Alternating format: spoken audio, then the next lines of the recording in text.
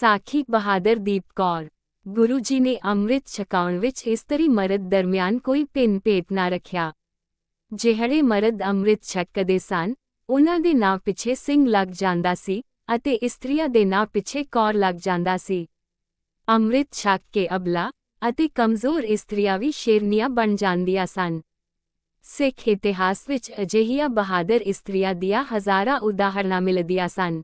ਜਦ ਆਨੰਦਪੁਰ ਵਿੱਚ ਅੰਮ੍ਰਿਤ ਦਾ ਪਰਵਾਹ ਚੱਲ ਰਿਹਾ ਸੀ, ਤਾਂ ਉਸ ਸਮੇਂ ਮਾਝੇ ਦੀ ਸੰਗਤ ਦਾ ਇੱਕ ਜੱਥਾ ਆਨੰਦਪੁਰ ਵੱਲ ਜਾ ਰਿਹਾ ਸੀ। ਉਸ ਜਥੇ ਦੇ ਨਾਲ ਇੱਕ ਦੀਪ ਕੌਰ ਨਾਮੀ ਬੀਬੀ ਵੀ ਸੀ। ਇਹ ਜੱਥਾ ਪਿੰਡ ਤਲੱਬਣ ਲਾਗੇ ਇੱਕ ਖੂਹ ਤੇ ਬਹਿ ਕੇ ਜਲ ਪਾਣੀ ਛਕਣ ਲੱਗ ਪਿਆ। ਪਰ ਉਸ ਬੀਬੀ ਨੂੰ ਕਿਉਂਕਿ ਪਿਆਸ ਨਹੀਂ ਸੀ, ਉਹ ਨਾਮ ਦਾ ਸਿਮਰਨ ਕਰਦੀ ਹੌਲੀ-ਹੌਲੀ ਅੱਗੇ ਤੁਰੀ ਗਈ। ਉਸਨੇ ਸੋਚਿਆ ਕਿ ਉਸਦੇ ਸਾਥੀ ਤੇਜ਼ ਤੁਰਨ ਵਾਲੇ ਹਨ, ਉਹ ਝੱਟ ਹੀ ਉਸ ਨੂੰ ਆ ਮਿਲਣਗੇ। ਪਰ ਹਾਲੇ ਉਹ ਥੋੜਾ ਹੀ ਦੂਰ ਅੱਗੇ ਗਈ ਸੀ ਕਿ 4 ਮੁਸਲਮਾਨ ਲੁਟੇਰਿਆਂ ਨੇ ਉਸ ਨੂੰ ਇਕੱਲੀ ਸਮਝ ਕੇ ਆ ਦਬੋਚਿਆ। ਉਹ ਡਰੀ ਨਹੀਂ, ਉਸਨੇ ਝੱਟ ਆਪਣੇ ਹੱਥ ਤੋਂ ਇੱਕ ਕੰਗਣ ਲਾਹ ਕੇ ਪਰਾਂ ਸੁੱਟਿਆ, ਤਾਂ ਜਦ ਇੱਕ ਲੁਟੇਰਾ ਉਸ ਕੰਗਣ ਨੂੰ ਫੜਨ ਲੱਗਾ, ਤਾਂ ਉਸਨੇ ਅੱਖ ਦੇ ਫੇਰ ਵਿੱਚ ਤਲਵਾਰ ਕੱਢ ਕੇ ਉਸਦੀ ਧੌਣ ਲਾਹ ਦਿੱਤੀ। ਦੂਸਰੇ ਲੁਟੇਰੇ ਇੱਕਦਮ ਭੈਭੀਤ ਹੋ ਗਏ। ਉਹ ਆਪਣੀਆਂ ਡੱਬਾਂ ਵਿੱਚੋਂ ਹਾਲੇ ਛੁਰੇ ਕੱਢਣ ਹੀ ਲੱਗੇ ਸਨ ਕਿ ਉਸਨੇ 2 ਹੋਰ ਲੁਟੇਰਿਆਂ ਨੂੰ ਪਾਰ ਬੁਲਾਇਆ। ਚੌਥਾ ਜਦ ਭੱਜਣ ਲੱਗਾ ਤਾਂ ਉਸ ਉਤੇ ਵੀ ਉਸਨੇ ਜ਼ੋਰ ਦੀ ਵਾਰ ਕੀਤਾ, ਪਰ ਉਹ ਬਚ ਗਿਆ ਅਤੇ ਬੀਬੀ ਦੀਪ ਕੌਰ ਨਾਲ ਹੱਥੋਂ-ਪਾਈ ਹੋ ਗਿਆ ਅਤੇ ਉਸਦੇ ਤਲਵਾਰ ਵਾਲੇ ਹੱਥ ਨੂੰ ਉਸਨੇ ਥੰਮ ਲਿਆ। ਪਰ ਬੀਬੀ ਦੀਪ ਕੌਰ ਵਿੱਚ ਅੰਮ੍ਰਿਤ ਦੀ ਇਲਾਹੀ ਸ਼ਕਤੀ ਚੰਡੀ ਦਾ ਰੂਪ ਧਾਰ ਗਈ ਸੀ। ਉਸਨੇ ਅੱਖ ਦੇ ਫੇਰ ਵਿੱਚ ਉਸਨੂੰ ਥੱਲੇ ਸੁੱਟ ਕੇ ਉਸਦੀ ਹਿੱਕ ਉੱਤੇ ਬੈਠ ਕੇ ਤਲਵਾਰ ਉਸਦੀ ਛਾਤੀ ਵਿੱਚ ਖੋਭ ਦਿੱਤੀ। ਕੁਝ ਦੇਰ ਬਾਅਦ ਉਸਦੇ ਜਥੇ ਵਾਲੇ ਸਾਥੀ ਵੀ ਆ ਗਏ। ਬੀਬੀ ਦੀ ਇਸ ਬਹਾਦਰੀ ਨੂੰ ਵੇਖ ਕੇ ਉਹ ਬਹੁਤ ਹੈਰਾਨ ਹੋਏ। ਕਈ ਤਾਂ ਧੰਨ ਸਿੱਖੀ ਕਹਿਣ ਲੱਗੇ, ਪਰ ਕਈ ਨੱਕ ਮੂੰਹ ਚੜਾਉਣ ਲੱਗੇ ਕਿ ਇਹ ਇਸਤਰੀ ਦਾ ਕੀ ਕੰਮ ਹੈ, ਮਰਦਾਂ ਨਾਲ ਲੜਨ ਦਾ, ਇਹ ਪਰਾਏ ਮਰਦ ਨਾਲ ਲੱਗ ਕੇ ਪਿੱਟੀ ਗਈ ਹੈ। ਇਸ ਲਈ ਹੁਣ ਇਹ ਪਵਿੱਤਰ ਨਹੀਂ ਰਹੀ। ਸਾਰੀ ਸੰਗਤ ਆਨੰਦਪੁਰ ਸਾਹਿਬ ਪੁੱਜ ਗਈ। ਉੱਥੇ ਉਨ੍ਹਾਂ ਨੇ ਬੀਬੀ ਦੀਪ ਕੌਰ ਬਾਰੇ ਸਾਰੀ ਕਹਾਣੀ ਗੁਰੂ ਸਾਹਿਬ ਨੂੰ ਦੱਸੀ। ਕਈਆਂ ਨੇ ਗੁਰੂ ਸਾਹਿਬ ਅੱਗੇ ਇਤਰਾਜ਼ ਵੀ ਪੇਸ਼ ਕੀਤਾ ਕਿ ਇਹ ਤੁਰਕ ਦੀ ਹਿੱਕ ਤੇ ਚੜ੍ਹਨ ਕਰਕੇ ਪਿੱਟੀ ਗਈ ਹੈ, ਇਸ ਲਈ ਇਹ ਹੁਣ ਸਿੱਖਾਂ ਦੇ ਘਰ ਵਿੱਚ ਰਹਿਣ ਦੇ ਯੋਗ ਨਹੀਂ ਰਹੀ। ਗੁਰੂ ਜੀ ਪਹਿਲਾਂ ਕੁਝ ਰੋਹ ਵਿੱਚ ਆਏ, ਫਿਰ ਹੱਸ ਕੇ ਕਹਿਣ ਲੱਗੇ, ਇਹ ਬਹਾਦਰ ਸਿੰਘਣੀ ਨਹੀਂ ਪਿੱਟੀ ਗਈ, ਅਸਲ ਵਿੱਚ ਤੁਹਾਡੇ ਪਿੱਟੇ ਹੋਏ ਖਿਆਲ ਹੀ ਹਾਲੇ ਤੱਕ ਖਤਮ ਨਹੀਂ ਹੋਏ। ਅੰਮ੍ਰਿਤ ਛਕ ਕੇ ਵੀ ਤੁਸੀਂ ਉਨ੍ਹਾਂ ਬੁਜ਼ਦਿਲ ਅਤੇ ਕਾਇਰਾ ਵਾਲੇ ਖਿਆਲ ਰੱਖਦੇ ਹੋ, ਜਿਸ ਕਰਕੇ ਹਿੰਦੁਸਤਾਨ ਹੁਣ ਤੱਕ ਗੁਲਾਮ ਬਣਿਆ ਹੈ। ਬੀਬੀ ਦੀਪ ਕੌਰ ਨੇ ਜੋ ਕੁਝ ਕੀਤਾ ਹੈ, ਹਰ ਸਿੱਖ ਦੀ ਪੁੱਤਰੀ ਨੂੰ ਇਸੇ ਤਰ੍ਹਾਂ ਕਰਨਾ ਚਾਹੀਦਾ ਹੈ।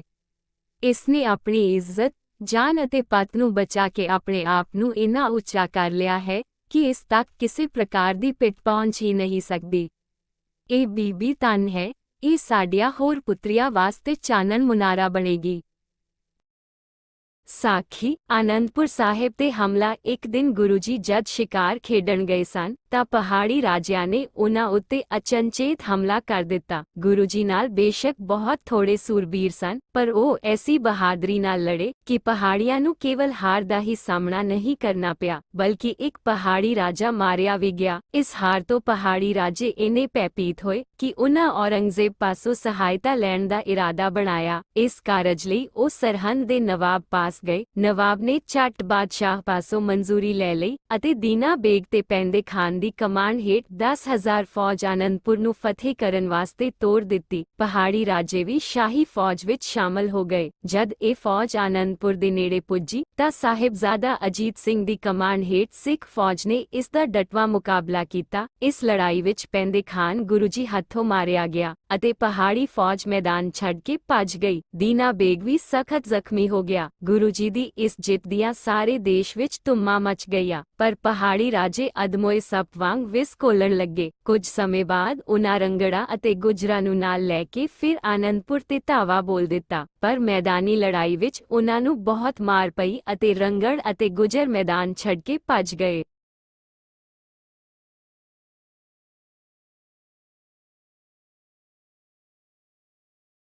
ਸਾਖੀ ਭਾਈ ਬਚਿੱਤਰ ਸਿੰਘ।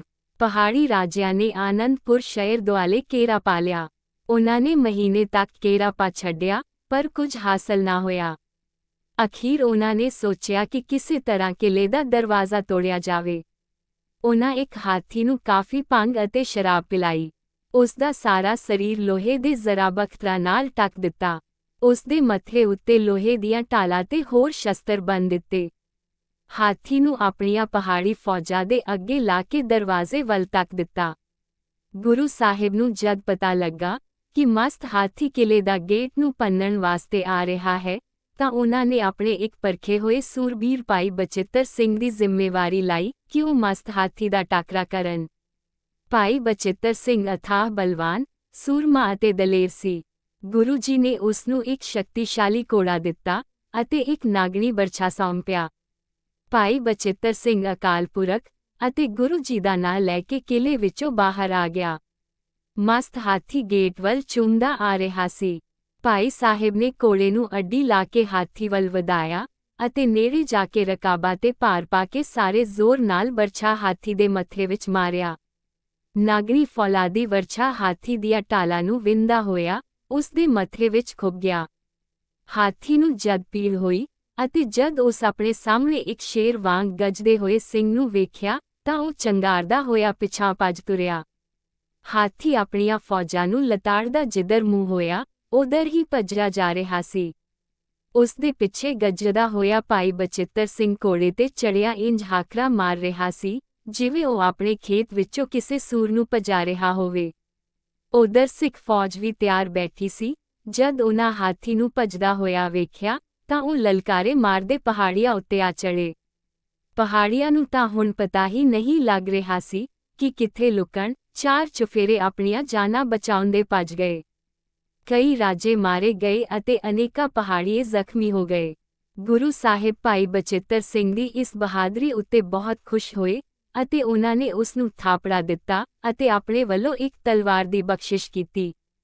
ਭਾਈ ਬਚਿੱਤਰ ਸਿੰਘ ਦਾ ਨਾਗਣੀ ਬਰਛਾ ਤਖਤ ਸ੍ਰੀ ਕੇਸਗੜ੍ਹ ਆਨੰਦਪੁਰ ਸਾਹਿਬ ਵਿੱਚ ਹਾਲੇ ਵੀ ਮੌਜੂਦ ਹੈ।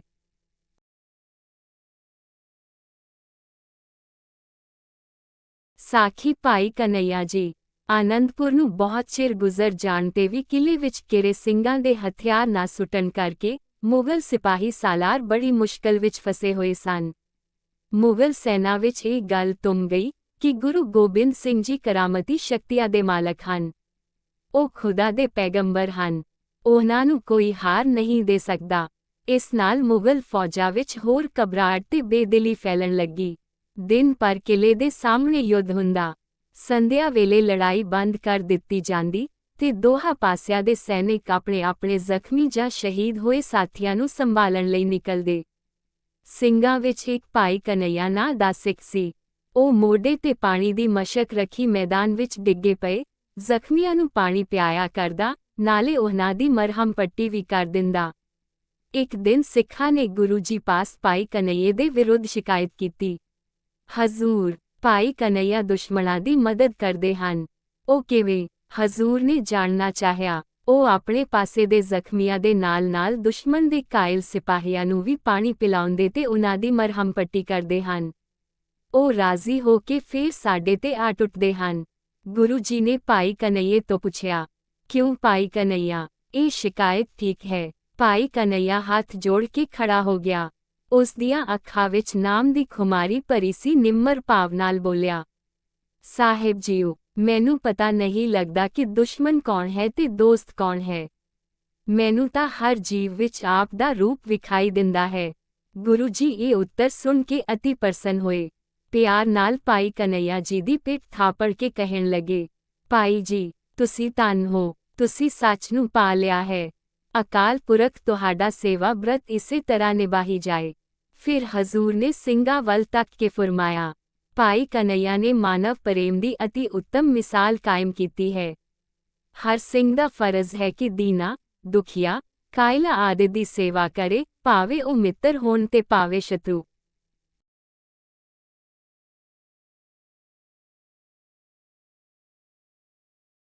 ਸਾਖੀ ਸਿੱਖਾਂ ਨੇ ਬੇਦਾਵਾ ਲਿਖਣਾ। ਮੁਗਲ ਸੈਨਾਪਤੀ ਬੜੇ ਔਖੇ ਹੋ ਰਹੇ ਸਨ।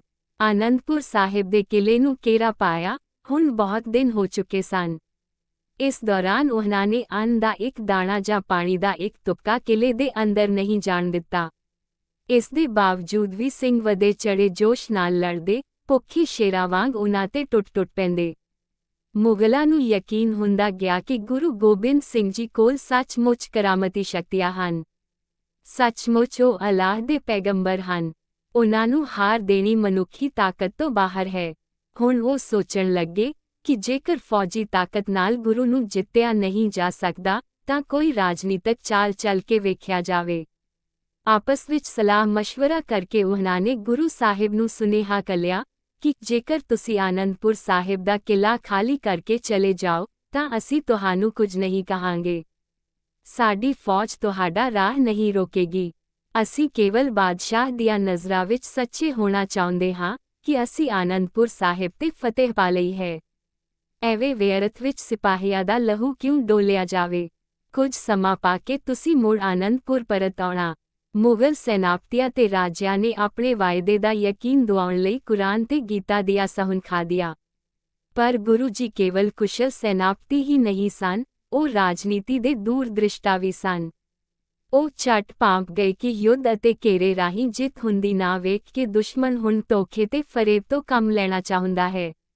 ਉਹਦੀ ਚਾਲ ਇਹ ਹੈ ਕਿ ਅਸੀਂ ਆਪਣਾ ਮਜ਼ਬੂਤ ਗੜ੍ਹ ਛੱਡ ਕੇ ਬਾਹਰ ਨਿਕਲੀਏ ਤਾਂ ਉਹ ਸਾਨੂੰ ਘੇਰ ਲਵੇ। ਉਹਨਾਂ ਨੇ ਦੁਸ਼ਮਣ ਦੀ ਬੇਨਤੀ ਮੰਨਣ ਤੋਂ ਨਾ ਕਰ ਦਿੱਤੀ, ਪਰ ਦੂਜੇ ਪਾਸੇ ਕਿਲੇ ਵਿੱਚ ਅੰਨ ਦਾਣਾ ਕਈ ਦਿਨਾਂ ਤੋਂ ਮੁੱਕ ਚੁੱਕਾ ਸੀ। ਲੰਗਰ ਕਈ ਦਿਨਾਂ ਤੋਂ ਮਸਤਾਨੇ ਪਏ ਸਨ। ਕਿਲੇ ਅੰਦਰਲੇ ਸਿੱਖ ਕਈ ਦਿਨਾਂ ਤੋਂ ਭੁੱਖੇ ਸਨ। ਉਹਨਾਂ ਦੀ ਬਹੁਤੀ ਸੰਖਿਆ ਗੁਰੂ ਜੀ ਉੱਤੇ ਪੂਰੀ ਸ਼ਰਧਾ ਰੱਖ ਕੇ ਬੈਠੀ ਸੀ ਤੇ ਧਰਮ ਦੀ ਖਾਤਰ ਜਾਨਾਂ ਵਾਰ ਦੇਣ ਤੇ ਦ੍ਰਿੜ ਸੀ। ਪਰ ਕੁਝ ਸਿੱਖ ਅਜਿਹੇ ਵੀ ਸਨ ਜਿਨ੍ਹਾਂ ਦੇ ਹਿਰਦੇ ਡੋਲ ਗਏ ਸਨ, ਜਿਹੜੇ ਇਸ ਲੰਮੇ ਯੁੱਧ ਤੇ ਲੰਮੇ ਫਾਕਿਆਂ ਤੋਂ ਘਬਰਾ ਉੱਠੇ, ਜਿਨ੍ਹਾਂ ਨੂੰ ਧਰਮ ਦੀ ਖਾਤਰ ਸ਼ਹੀਦੀ ਪਾਉਣ ਨਾਲੋਂ ਆਪਣੀਆਂ ਜਾਨਾਂ ਪਿਆਰਿਆਂ ਲੱਗਣ ਲੱਗ ਪਈਆਂ ਸਨ। ਉਹਨਾਂ ਸਿੱਖਾਂ ਨੇ ਗੁਰੂ ਜੀ ਤੇ ਜ਼ੋਰ ਪਾਇਆ ਕਿ ਉਹ ਮੁਗਲਾਂ ਦੀ ਪੇਸ਼ਕਸ਼ ਦਾ ਫਾਇਦਾ ਉਠਾ ਕੇ ਆਨੰਦਪੁਰ ਤੋਂ ਨਿਕਲ ਚੱਲਣ। ਪਰ ਗੁਰੂ ਜੀ ਨਾ ਮੰਨੇ। ਗੁਰੂ ਜੀ ਮੁਗਲ ਦੀ ਮਕਕਾਰੀ ਨੂੰ ਜਾਣਦੇ ਸਨ, ਪਰ ਡੋਲੇ ਹੋਏ ਸਿੱਖ ਫੇਰ ਵੀ ਨਿਕਲ ਚੱਲਣ ਤੇ ਜ਼ੋਰ ਦੇਈ ਗਏ। ਤਦ ਗੁਰੂ ਜੀ ਨੇ ਉਹਨਾਂ ਨੂੰ ਕਿਹਾ, ਜੇ ਤੁਸੀਂ ਸਾਥੋਂ ਬੇਮੁਖ ਹੋ ਕੇ ਜਾਣਾ ਹੀ ਚਾਹੁੰਦੇ ਹੋ, ਤਾਂ ਸਾਨੂੰ ਬੇਦਾਵਾ ਲਿਖ ਕੇ ਦੇ ਜਾਵੋ ਕਿ ਅੱਜ ਤੋਂ ਤੁਸੀਂ ਸਾਡੇ ਗੁਰੂ ਨਹੀਂ ਤੇ ਅਸੀਂ ਤੁਹਾਡੇ ਸਿੱਖ ਨਹੀਂ। ਨਾਸ਼ਵਾਨ ਸਰੀਰਾਂ ਦੇ ਮੋਹ ਵਿੱਚ ਫਸੇ ਹੋਏ ਸਿੱਖਾਂ ਨੇ ਗੁਰੂ ਜੀ ਨੂੰ ਬੇਦਾਵਾ ਲਿਖ ਦਿੱਤਾ ਤੇ ਗੁਰੂ ਜੀ ਨੂੰ ਅਤੇ ਆਪਣੇ ਸਾਥੀ ਸਿੰਘਾਂ ਨੂੰ ਛੱਡ ਕੇ ਆਨੰਦਪੁਰ ਸਾਹਿਬ ਤੋਂ ਨਿਕਲ ਗਏ।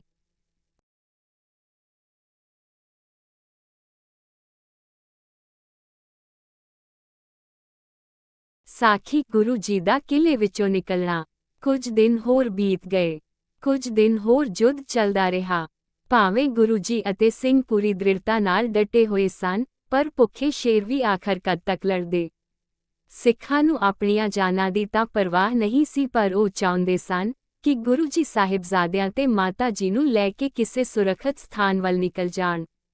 ਮਗਰੋਂ ਉਹ ਬੇਫਿਕਰ ਹੋ ਕੇ ਕਿਲੇ ਤੋਂ ਬਾਹਰ ਨਿਕਲ ਕੇ ਮੁਗਲਾਂ ਨਾਲ ਲੜਦੇ ਸ਼ਹੀਦੀਆਂ ਪਾ ਜਾਣਗੇ। ਕੋਈ ਸਿੱਖ ਜਾਨ ਰਹਿੰਦਿਆਂ ਮੈਦਾਨ ਵਿੱਚੋਂ ਨਹੀਂ ਹਟੇਗਾ ਤੇ ਆਪ ਜੀ ਦੇ ਪਵਿੱਤਰ ਨਾਮ ਨੂੰ ਵੱਟਾ ਨਹੀਂ ਲਾਵੇਗਾ। ਉਹਨਾਂ ਨੇ ਗੁਰੂ ਜੀ ਨੂੰ ਭਰੋਸਾ ਦਿਵਾਇਆ। ਗੁਰੂ ਜੀ ਦੀਆਂ ਅੱਖਾਂ ਪਿਆਰ ਨਾਲ ਸੁਜਲ ਹੋ ਗਈਆਂ। ਇੱਕ ਉਹ ਵੀ ਸਿੱਖ ਸਨ ਜਿਹੜੇ ਆਪਣੀਆਂ ਜਾਨਾਂ ਨੂੰ ਵੱਡਾ ਜਾਣ ਕੇ ਆਪਣੇ ਗੁਰੂ ਦਾ ਸਾਥ ਛੱਡ ਗਏ ਸਨ, ਤੇ ਇੱਕ ਇਹ ਸਿੱਖ ਹਨ ਜਿਹੜੇ ਆਪਣੇ ਗੁਰੂ ਤੇ ਗੁਰੂ ਪਰਿਵਾਰ ਦੀ ਰੱਖਿਆ ਖਾਤਰ ਆਪਣੀਆਂ ਜਾਨਾਂ ਦੀ ਬਲੀ ਦੇਣ ਤੇ ਤਤਪਰ ਹਨ। ਅਜਿਹੇ ਵਫਾਦਾਰ ਤੇ ਜਾਨਵਾਰੂ ਸਾਥੀ ਬਲੀ ਤੇ ਚਾੜਨ ਲਈ ਨਹੀਂ ਹੁੰਦੇ। ਗੁਰੂ ਜੀ ਨੇ ਨਿਸ਼ਚਾ ਕਰ ਲਿਆ ਕਿ ਉਹ ਆਨੰਦਪੁਰ ਤੋਂ ਸਿੱਖਾਂ ਸਮੇਤ ਨਿਕਲ ਚੱਲਣਗੇ। ਇੱਕ ਕਾਲੀ ਬੋਲੀ ਰਾਤ ਨੂੰ ਜਦੋਂ ਬੱਦਲ ਗਰਜ ਰਹੇ ਸਨ ਤੇ ਝੱਖੜ ਚੁਲਿਆ ਹੋਇਆ ਸੀ, ਗੁਰੂ ਜੀ ਉਸੇ ਵੇਲੇ ਆਪਣਾ ਸਾਰਾ ਮਾਲ ਤਨ ਤੇ ਅਮੁੱਲਾ ਸਾਹਿਤ ਘੋੜਿਆਂ ਉੱਤੇ ਲੱਦ ਕੇ ਸਾਰੇ ਸਿੰਘਾਂ ਸਣੇ ਕਿਲੇ ਵਿੱਚੋਂ ਨਿਕਲ ਤੁਰੇ। ਪਰ ਗੁਰੂ ਜੀ ਨੂੰ ਚੋਰੀ ਨਿਕਲ ਜਾਣਾ ਮਨਜ਼ੂਰ ਨਹੀਂ ਸੀ।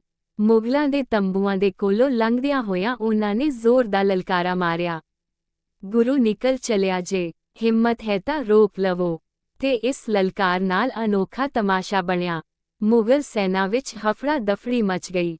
ਸੈਨਾ ਨੇ ਆਪਣੇ ਹਥਿਆਰ ਸੰਭਾਲੇ ਤੇ ਆਪਣੇ ਭਾਣੇ ਗੁਰੂ ਜੀ ਉੱਤੇ ਟੁੱਟ ਪੈਣ ਲਈ ਦੌੜੀ। ਪਰ ਕੁੱਪ ਹਨੇਰੇ ਵਿੱਚ ਕੋਈ ਪਛਾਣ ਨਾ ਹੋਵੇ। ਸਿਪਾਹੀ ਸਾਲਾਰ ਬਦ ਹਵਾਸੀ ਵਿੱਚ ਚੀਖ ਕੇ ਹੁਕਮ ਚਾੜਨ ਲੱਗੇ ਤੇ ਮੁਗਲ ਸਿਪਾਹੀ ਬਦ ਹਵਾਸੀ ਵਿੱਚ ਆਪਣੇ ਹੀ ਸਾਥੀਆਂ ਤੇ ਟੁੱਟ ਪਏ। ਖੂਬ ਘਮਸਾਨ ਮਚਿਆ। ਗੁਰੂ ਜੀ ਸਿੱਖਾਂ ਸਮੇਤ ਮੁਗਲਾਂ ਦੀ ਛਾਉਣੀ ਦੇ ਪਿੱਛੋਂ ਦੀ ਨਿਕਲ ਗਏ ਤੇ ਮੁਗਲ ਫੌਜੀ ਆਪੋ ਵਿੱਚ ਗਲੇ ਵੱਢਦੇ ਰਹਿ ਗਏ। ਦਿਨ ਨਿਕਲਣ ਤੇ ਉਹਨਾਂ ਨੂੰ ਆਪਣੀ ਮੂਰਖਤਾ ਦਾ ਪਤਾ ਲੱਗਾ। ਸ਼ਰਮ ਨਾਲ ਪਾਣੀ ਹੋਣ ਲੱਗੇ। ਕਸਮਾਂ ਵੀ ਤੋੜੀਆਂ ਤੇ ਆਪਣਾ ਹੀ ਘਾਣ ਕਰਵਾ ਬੈਠੇ। ਹੁਣ ਉਹ ਸੰਭਲੇ ਤੇ ਦੰਦ ਕੀਚਦੇ ਗੁਰੂ ਜੀ ਦਾ ਪਿੱਛਾ ਕਰਨ ਦੌੜੇ। ਪਰ ਗੁਰੂ ਜੀ ਕਿੱਥੋਂ ਹੱਥ ਆਉਂਦੇ। ਉਹ ਚਮਕੌਰ ਵੱਲ ਨਿਕਲ ਗਏ ਸਨ। ਪਰ ਮੁਗਲਾਂ ਦੇ ਪਿੱਛਾ ਕਰਨ ਕਰਕੇ ਸਿੱਖ ਅਤੇ ਗੁਰੂ ਪਰਿਵਾਰ ਸਭੇ ਇੱਕ ਦੂਜੇ ਤੋਂ ਨਿਖੜ ਗਏ। ਗੁਰੂ ਜੀ ਆਪਣੇ 2 ਵੱਡੇ ਸਪੁੱਤਰਾਂ ਤੇ ਕੁਝ ਸਿੰਘਾਂ ਨਾਲ ਚਮਕੌਰ ਪਹੁੰਚ ਗਏ। ਵੱਡੇ ਮਾਤਾ ਜੀ 2 ਛੋਟੇ ਸਾਹਿਬਜ਼ਾਦਿਆਂ ਨਾਲ ਹੋਰ ਪਾਸੇ ਵੱਲ ਨਿਕਲ ਗਏ। ਗੁਰੂ ਘਰ ਦਾ ਖਜ਼ਾਨਾ ਤੇ ਅਮੁੱਲਾ ਸਾਹਿਤ ਸਰਸਾ ਦਰਿਆ ਪਾਰ ਕਰਦਿਆਂ ਜਲਦੀ ਭੇਟਾ ਹੋ ਗਿਆ।